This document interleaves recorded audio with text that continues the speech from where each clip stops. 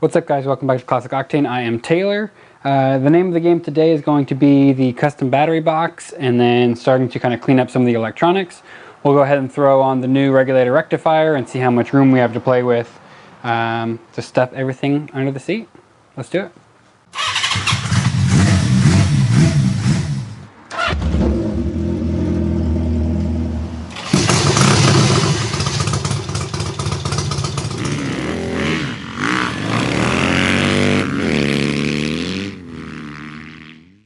To get started with our battery box here, I went ahead and knocked out the other seat mount just so I can make sure we clear that and everything's out of the way. And I started cutting a cardboard template. So this will be the bottom. The idea here is I'm going to try and bring it all the way up to this front support, all the way back, and match this angle on the back support. So we stick this in here, and the key is going to be how low we go. So I want it to be kind of as shallow as possible. I think the thickest thing I have to accommodate is going to be this battery.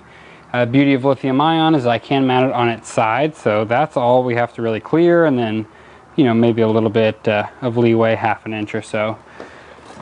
So we'll kind of put this in here. The battery will most likely go towards the back. Let's see. Let me think about this for a second. Okay, so I just thought of a thing. The front seat mounts I'm going to need to get to from behind. So we're actually going to need to bring the box down just in front of this mount. That way I can still reach underneath and get to the wing nuts for the seat, so I can take the seat off without having to go into the battery box and try and do that, because obviously I can't get into the battery box once the seat's on there. So we're going to want to end it right about here. Basically what we're going to do is just use this cardboard in place of the metal, obviously, and to get all of our dimensions, and then we can just use this as a template to transfer into metal and then kind of weld it all together. So if I want a little bit of extra clearance, I'm going to need the sides of my box to be 3 inches, I'm going to call it. So the box will be 3 inches deep. So I'll go ahead and grab some more cardboard and we'll cut up some sides.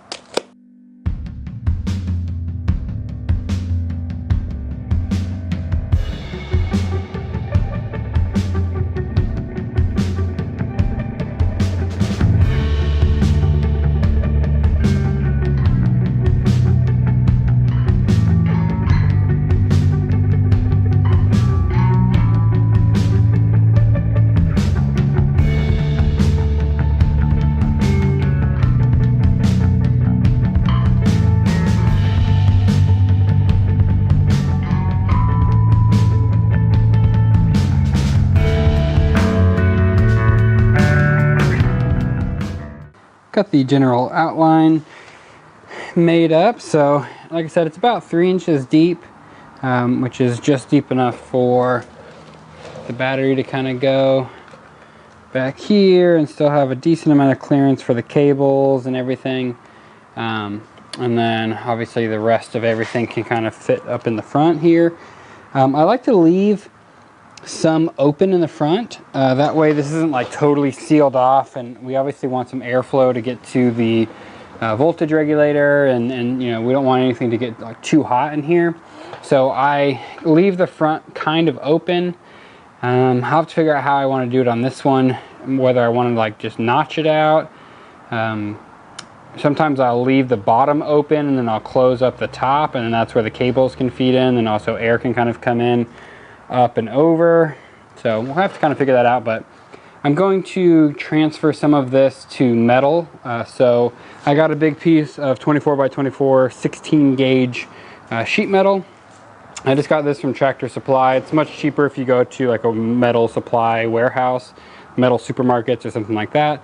This was like 35 bucks from, like I said, Tractor Supply, and I'll probably get 2 full battery boxes plus have some extras, so it's really not too bad.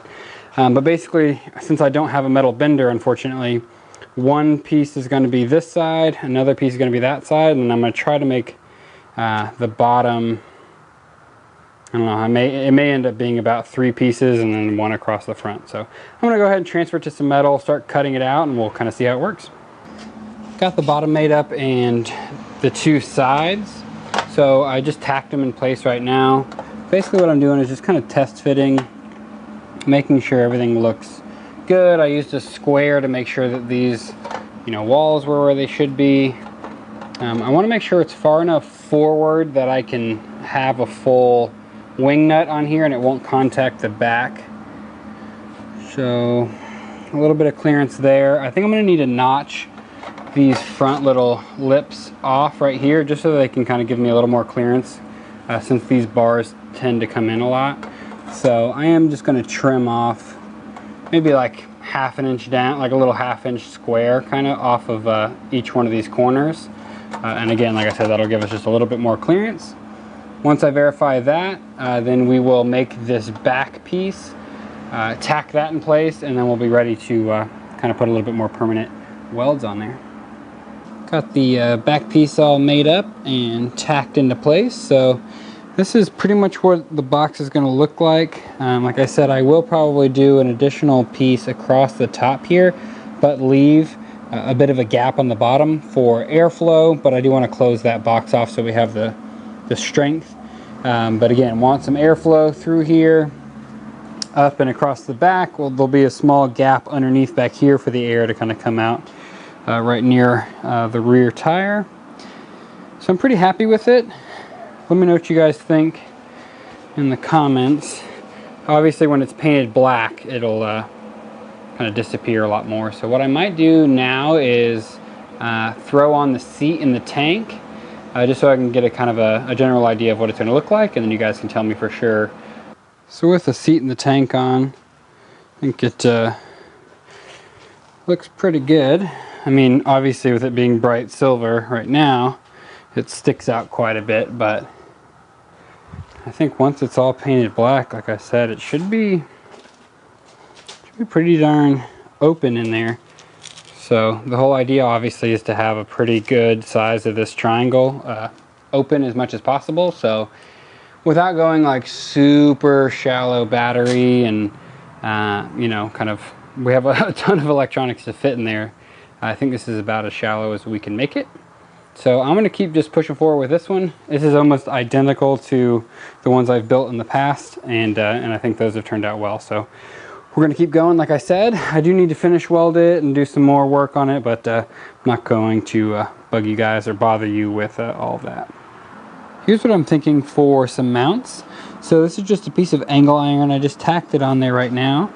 And what I'm thinking is I'll weld it to the box itself, and then I'll just have 1 or 2 like bolts through here into this seat mount, and then kind of like I said, a similar situation in the front with a bar across, and I'll utilize this factory hole and then drill a matching one on this side.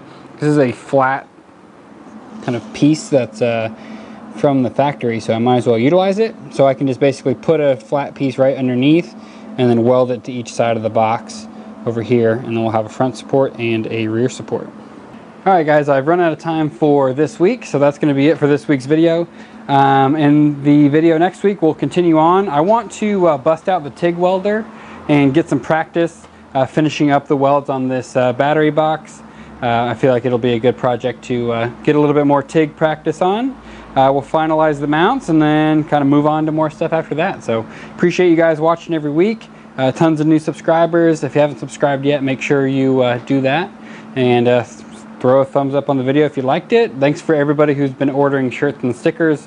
I've sent a couple of them kind of all around the world, which is really exciting. So I really appreciate it, and I'll see you guys next week.